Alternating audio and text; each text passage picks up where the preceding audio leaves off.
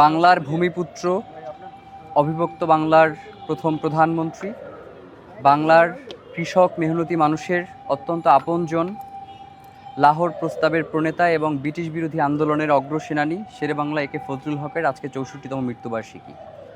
আমরা ইনকিলাব মঞ্চের পক্ষ থেকে আজকে এখানে কবর জিয়ারত করেছি এবং আমরা দোয়া করেছি যাতে বাংলার ভূমিপুত্র, যারা বাংলাদেশের জন্য, বাঙালি মুসলমানের জন্য, বাঙালি মুসলমানদের জন্য একটা আজাদির ব্যবস্থা করে দিয়েছেন, সেই জন্য আমরা তাদেরকে আজকের এই দিনে অশেষ দোয়ায় স্মরণ করছি। আপনারা জানেন যে শেরেবাংলা একে ফজলুল হকের একটা খুবই গুরুত্বপূর্ণ কথা রয়েছে, যেটা বর্তমান সময়ে খুব প্রাসঙ্গিক। তিনি বলেছিলেন যে তোমরা শত্রু মিত্রের পার্থক্য এইভাবে করবা, যখন দেখবা কলকাতার দাদাবাবুরা আমাদের প্রশংসা করছে তখন মনে করবা যে শেরেবাংলা এই দেশের বিপক্ষে কাজ করছে, আবার যখন দেখবা কলকাতার দাদাবাবুরা তোমার বিরোধিতা করছে তখন মনে করবা যে শেরেবাংলা এই দেশের পক্ষে কাজ করছে। তো বাংলাদেশের জন্য বর্তমান সময় এটা খুবই প্রাসঙ্গিক। যখন আমরা দেখি যে ভারত আমাদের কোনো প্রশংসা করছে তখন আমাদের কাছে মনে হয় যে কি না কি আমাদের জন্য হয়ে গেল আর কি, এবং বাস্তবিক অর্থে তাই হয়। তো শেরেবাংলা একে ফজলুল হক ছিলেন এমনই একজন ব্যক্তিত্ব, যখন তিনি 1924 সালে যখন তিনি অবিভক্ত বাংলার প্রথম শিক্ষামন্ত্রী হন, এর আগ পর্যন্ত বাঙালি মুসলমান যেই কমিউনিটি ছিল তারা যখন খাতায় তাদের নাম লিখত, তাদের মুসলমান নাম লিখে হিন্দু যারা শিক্ষক ছিলেন তারা তাদেরকে ফেল করিয়ে দিতেন। তিনি শিক্ষামন্ত্রী হওয়ার পরে খাতা থেকে এই নাম লেখার যে পদ্ধতি সেটা বাতিল করেন, যার ফলশ্রুতিতে প্রথম বছরই প্রথম বিভাগে প্রথম স্থান অধিকার করেন একজন মুসলমান। এবং শুধু তাই নয়, তিনি বাংলার মেহনতি কৃষক যখন জুলুমের শিকার হচ্ছিল, যখন তিনি জমিদারদের জাতাতলে নিষ্পেষিত হচ্ছিল এই বাংলার মেহনতি কৃষক, তখন তিনি এই জমিদার প্রথা উচ্ছেদের মধ্য দিয়ে বাংলার কৃষক এবং মেহনতি মানুষদেরকে মুক্ত করেছিলেন।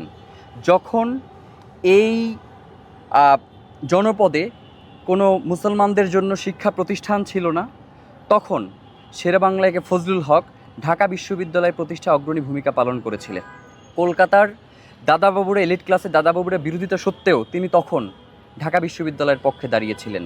তিনি লাহোর প্রস্তাবের মধ্য দিয়ে মুসলমান সহ যে সকল জনগোষ্ঠী এই ভারতীয় উপমহাদেশে শোষিত নিষ্পেষিত হচ্ছিল তাদের জন্য আলাদা আলাদা রাষ্ট্র গঠনের জন্য তিনি তার জায়গা থেকে চেষ্টা করেছিলেন, এবং তিনি স্বপ্ন দেখেছিলেন যে এখান থেকে অনেকগুলো স্বাধীন রাষ্ট্রের জন্ম হবে। দেখেন, সবথেকে দুঃখের বিষয় এইটা যে বাঙালি মুসলমানদের জন্য, বাংলার আজাদির জন্য যেই মানুষটা এত কষ্ট করেছেন, তার পুরোটা জীবন তিনি এর জন্য লড়াই করেছেন, কিন্তু পক্ষান্তরে আমরা যেই জিনিসটা দেখতে পাই, যেমন আজকে যখন আপনারা ঢুকলেন, ধুলায় কেউ ঢুকতে পারছেন না, এতটাই নোংরা পরিবেশ এই জায়গাটার। এবং অধিকাংশ মানুষ জানে না যে শেরেবাংলা একে ফজলুল হকের জন্মস্থানটা কোথায়। এইটা কি শুধুমাত্র যারা জানে না তাদের ব্যর্থতা, নাকি রাষ্ট্র আমাদের বাংলার যারা ভূমিপুত্র রয়েছে তাদেরকে আড়াল করে রাখবার একটা প্রচেষ্টা তারা সব সময় কলকাতার প্রেসক্রিপশনের মধ্য দিয়ে করে আসছে? আপনি দেখবেন যে 24-এর গণ অভ্যুত্থানের মধ্য দিয়ে, গণ অভ্যুত্থানের পরে আমরা সর্বপ্রথম নবাব সলিমুল্লাহ বা শেরেবাংলাকে ফজলুল হক, সোহরাওয়ার্দী, এদের কাছাকাছি আমাদের এই প্রজন্ম আসবার একটা চেষ্টা করছে। তাহলে 24-এ যদি তারা তাদের কাছাকাছি যাওয়ার একটা তাদের চেষ্টা থাকে, তাহলে তারা এর আগে কেন চেষ্টা করে নাই?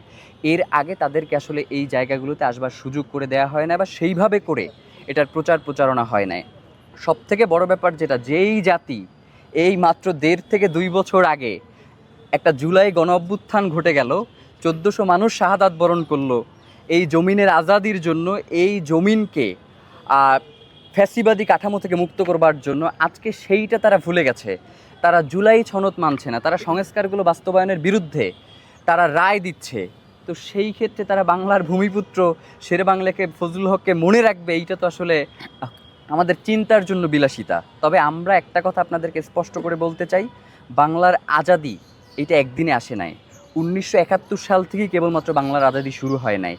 এই বাংলার আজাদির জন্য আমাদের পূর্বপুরুষরা তাদের রক্ত, তাদের ঘাম জড়িয়েছেন। তিতুমিরকে আমরা ভুলে যাই, আমরা হাজী শরীয়তুল্লাহকে ভুলে যাই, আমরা শেরেবাংলাকে ফজলুল হককে ভুলে যাই, আমরা নবাব সলিমুল্লাহর তো ঢাকা বিশ্ববিদ্যালয় প্রতিষ্ঠার ক্ষেত্রে এককভাবে সবচেয়ে বেশি অবদান নবাব সলিমুল্লাহ, তাকে ঢাকা বিশ্ববিদ্যালয়ের শিক্ষার্থীরা মনে করে না। তো এইটা আসলে ঢাকা বিশ্ববিদ্যালয়ের শিক্ষার্থীরা মনে করে না, এইটা ভুল কথা। তাদেরকে মনে রাখবার যে একটা কাঠামো তৈরি করে দেয়া, সেটাই এই রাষ্ট্র কোনো দিন দেয় নাই। তো আমরা ইনকিলাব মঞ্চের পক্ষ থেকে এই রাষ্ট্রকে আহ্বান জানাই, যারাই ক্ষমতায় রয়েছেন বা যারাই ক্ষমতার পৃষ্ঠপোষকতা করছেন, আপনারা যাতে বাংলার যারা আজাদির জন্য, বাংলার যারা ভূমিপুত্র, এদেরকে অবশ্যই সসম্মানে স্মরণ করবেন এবং তাদের যে লড়াই, এই লড়াইকে বাংলার প্রত্যেকটা জনপদে, প্রত্যেকটা মানুষের কাছে পৌঁছে দেওয়ার প্রচেষ্টা রাষ্ট্রের পক্ষ থেকেই বাস্তবায়ন করতে হবে। আপনাদের সকলকে অসংখ্য ধন্যবাদ জানাই এবং শেরে বাংলা একে ফজলুল হকের 64তম মৃত্যুবার্ষিকীতে আমরা ইনকিলাব মঞ্চের পক্ষ থেকে তাকে গভীর ভালোবাসা এবং অশেষ দোয়ায় স্মরণ করছি। আসসালামু আলাইকুম রহমতুল্লাহ।